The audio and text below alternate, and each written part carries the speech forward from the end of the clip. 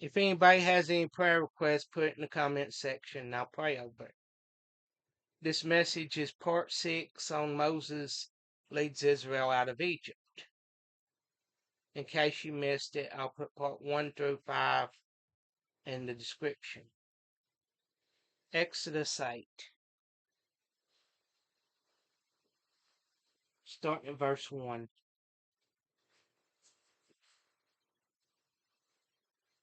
And the Lord spoke unto Moses, Go unto Pharaoh, and say unto him, Thus says the Lord, Let my people go, that they may serve me. And if thou refuse to let them go, behold, I will smite all thy borders with frogs.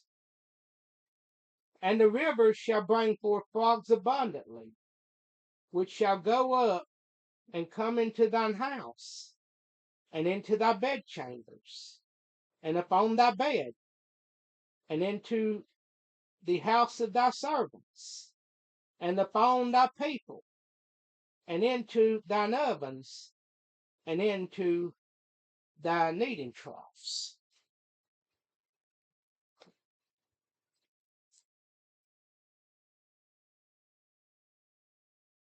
This is the kneading trough is in reference to the bread bowl, where the dough was prepared.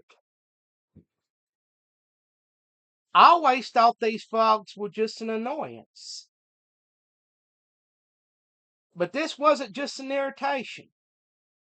This was total disruption of their daily life. The frogs were in their beds, making it hard to sleep. In the oven, contaminating the food. In the bread bowls, ruining the dough. All over the ground, making it easy to step on them and trip. This was also mocking their idols. The magicians could not remove the frogs, but only made more, which made the situation worse. One of Egypt's idols had a head in the shape of a frog. I have a picture of that.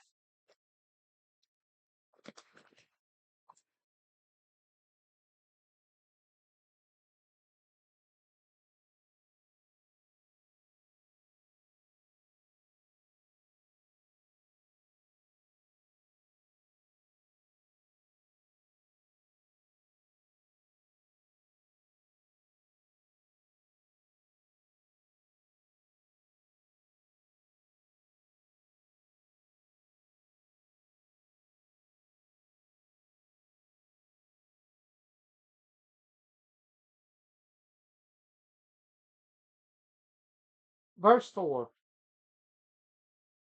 And the frogs shall come up both on thee and upon thy people, and upon thy servants. And the Lord spoke unto Moses, Say unto Aaron, Stretch forth thine hand with thy rod over the streams, over the rivers, and over the ponds, and cause frogs to come upon the land of Egypt. And Aaron stretched out his hand over the waters of Egypt, and the frogs came up and covered the land of Egypt. And the magicians did so with their enchantments, and brought up frogs upon the land of Egypt. They could only copy it. They couldn't do away with the frogs.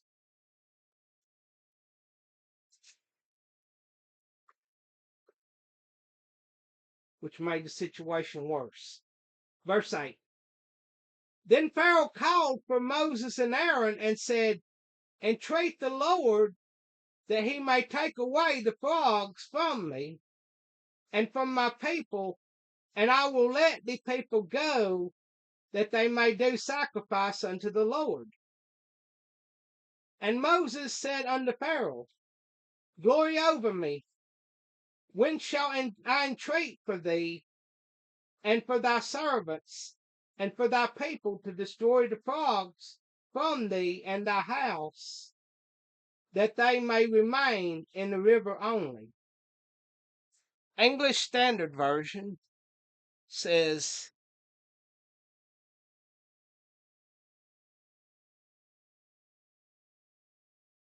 Moses said to Pharaoh, be pleased to command me when I am to plead for you, and for your servants, and for your people, that the frogs be cut off from you and your houses, and be left only in the Nile.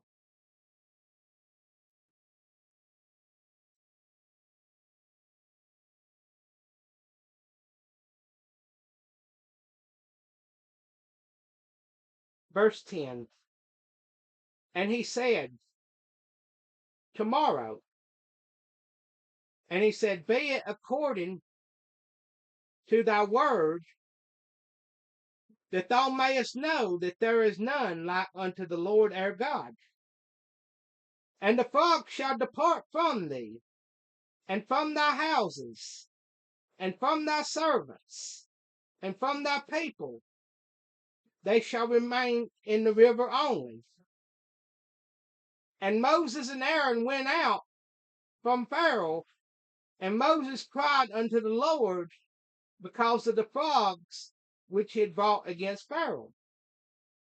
And the Lord did according to the word of Moses, and the frogs died out of the houses, out of the villages, and out of the fields. And they gathered them together upon heaps, and the land stank. And when Pharaoh saw that there was respite, he hardened his heart, and hearkened not unto them, as the Lord had said.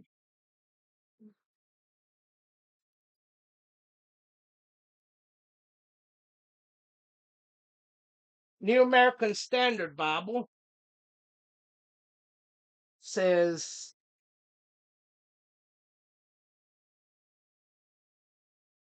but when Pharaoh saw that there was relief, he hardened his heart and did not listen to them, as the Lord had said.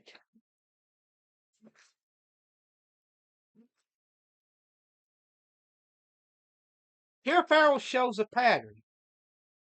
We all have to avoid this pattern. He suffers, he begs, God brought him out of the problem, and then he went back to the same thing that put him in the problem to begin with. We've all done or said things that we shouldn't, or didn't say or do things that we should, and it got us into problems. This should be a warning. We should not go down the same path that caused us the problems to begin with.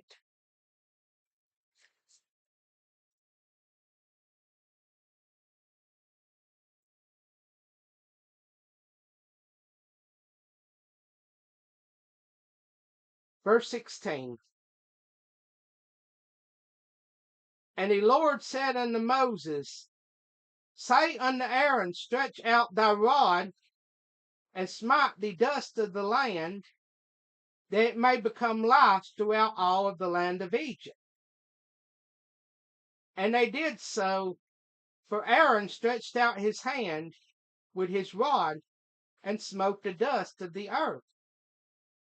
And it became lice in man and in beast, and all the dust of the land became lice throughout all the land of Egypt.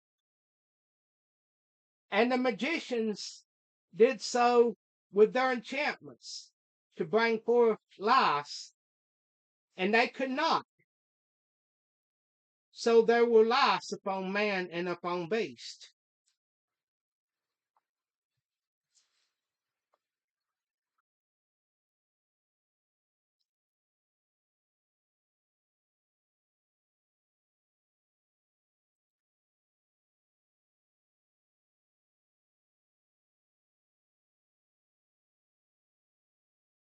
Then the magician said unto Pharaoh, This is the finger of God.